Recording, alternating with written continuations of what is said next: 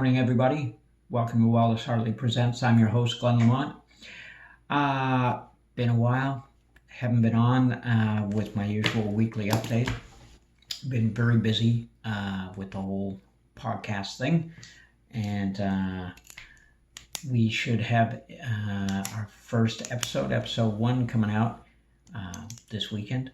So looking forward to that. That's what's been keeping us busy, but also I've been very hesitant to talk about what's on everyone's mind and what's all over the news. And of course, that is the murder by police in Minnesota of Floyd George and the ensuing actions right across the country in America and also here in Canada. And also how many people have been reacting. So we expect the usual, from the rednecks and the inbred hillbillies and the alt-right and all the rest of them. But I think at times like these, what we really see is a lot of people coming face to face with their own racism, with their own views on things. And of course, the big one you hear from everyone is regarding the rioting. And I don't think anything speaks more to white privilege than people who say, well, we're sorry, we understand it. We're sorry that, this man was killed by the police, but the rioting, that's wrong. And the best one I've heard so far, and I don't know who to attribute it to, but it's we need to change that narrative. So rather than we're sorry that a black man was killed, but the rioting has to stop, need to change that to we're sorry that there's rioting, but the murder of young black men and black lives in general needs to stop. So I thought that was a great way to frame it. And, it's one of those things. I think if you're white and you are coming forward, with some courage and with some integrity to speak some truth to this matter, I think in general, most people are horrified at what they saw on the videotape. And this particular one has really just sparked outrage across America, across Canada. And I think it's just, it's mainly because that video came out and was just in your face.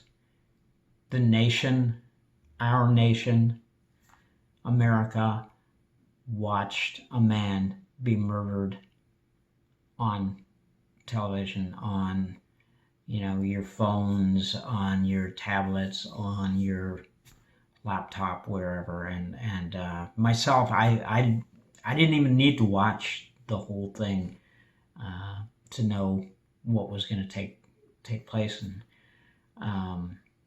And I didn't need to for a number of reasons. I didn't want to be a part of that sensationalism and share it. Although for many people, I believe they needed to see that. They needed to see the reality of life in America when dealing with the police while black. Certainly. However, I didn't need to see it because I'm very aware of how that goes. This was blatant. It was in your face. But and people get angry and upset and everything. But what we need to address here is, I've said it before, systemic racism. Racism within police departments all across North America, here in Canada as well. You know, like the list of individuals who've been murdered by the police um, is so long. And, you know, I just don't want to see this for those of you who are, I'm sure, trying your best to be an ally and be a part of this. But let's not see this turn into just another, you know, here's my meme, here's my Blackout Tuesday thing on my Facebook or Instagram. And, you know, a week from now, we're going to be moving on to something else. But for those on the receiving end of racism, they don't move on. And, you know, Floyd George is just one in a line of many. And it's no different here with our racism in policing and our justice system when it comes to people of color, mostly our Aboriginal, our First Nations population. And two names come to mind immediately whenever I think of the relationship between the justice system and First Nations people, and of course, lest we forget Justin Bushy and Tina Fontaine. And if you don't know who they are, then like stop watching this now and go do your homework and then come back and talk to me. So it's just bad here in Canada. But the list of Freddie Gray and Sam Dubose and recently, the most recent one before this, Ahmaud Arbery in Georgia, who was literally hunted down in the street for jogging through a white neighborhood and shot and killed, murdered again. And one of the people was a former policeman, and it was videotaped as well. So, and the other danger, one thing I am afraid of is that the more these videos are circulated and posted on social media, is that it's going to start to get normalized. People are going to become immune to that, and we don't want to see that either. So I'm like, where to begin? We always, I think our go-to is always, boy, America, those guys, they can't figure it out, 400 years of dealing with this stuff. Yeah, but I got some news for you. Here in Canada, we're no better. None. Like, it's not even, and again, it's not about comparing, but slavery existed, for 200 years here in Canada, with black African slavery in New France, which is, essentially Quebec, and here in British Columbia, and that's not taught anywhere in the schools. So yeah, black slaves here. I mean, let's be honest, right? Canada is, it's a colony.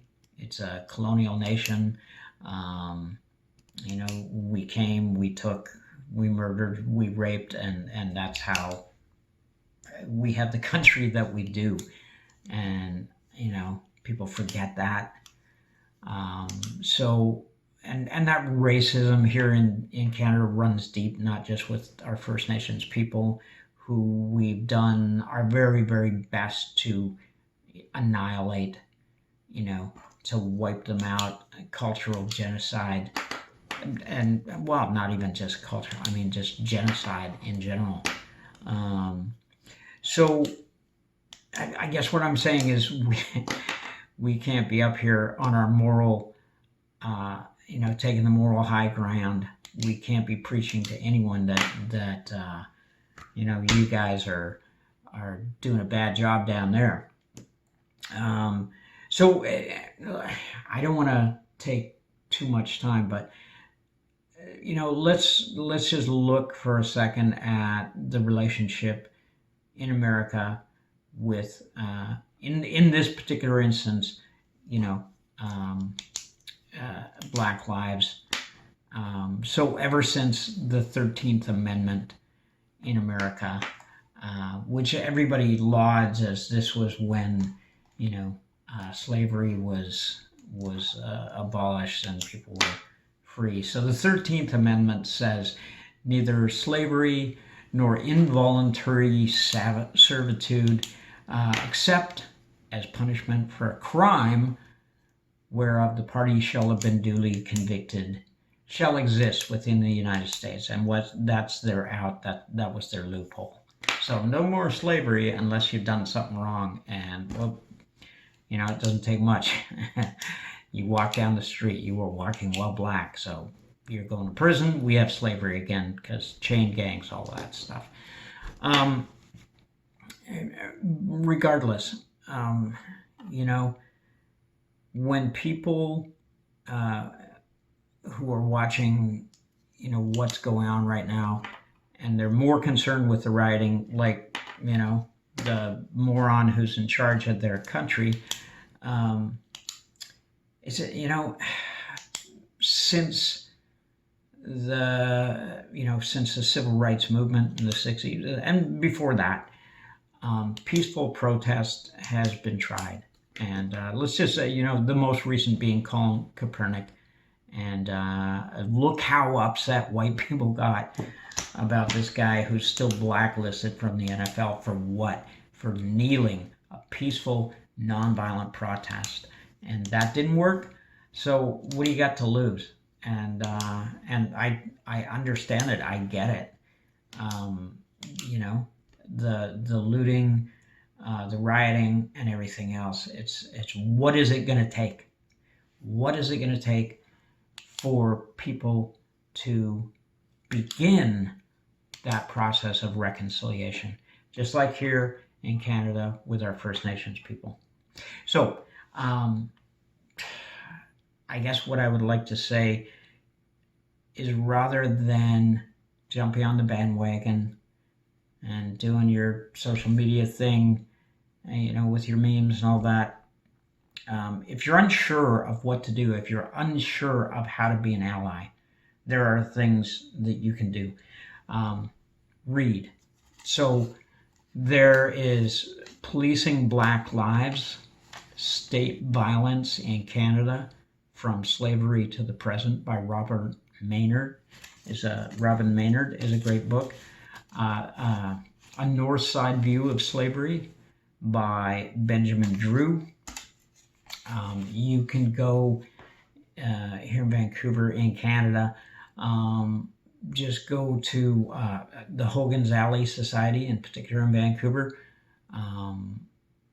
to their website, and Black Lives Matter Vancouver, and educate yourself and ask questions, and ask yourself where you stand in all of this, and ask yourself, do I actually know, what I'm upset about? And question every single day, accept, acknowledge, and question your own white privilege. That's huge. That's paramount. Because when you first do that, when you realize it, when you accept it and go, okay, this is how the imbalance occurs, and this is where I am in this story. And I try to be an ally by calling it out every time I see it, by having discussions like I'm having right now with all of you, and by raising awareness, and by encouraging people to educate themselves. This is a big one. Do not let this pass without, really reflecting and asking what you can do to make things better. And I think it begins with all of us, and acknowledging our history of slavery in this country, our relationship with First Nations people, in the indigenous population of our country, with black people in Canada. And so let's not just point fingers at America and, oh my God, what a shit show that is, because it's no better up here, folks. Thanks for stopping by. The channel is Wallace Hartley Presents. Subscribe, comment down below. Check out those links, Black Lives Matter, Hogan's Alley. Thank you, podcast this weekend. Thanks for stopping by. Stay home, stay safe.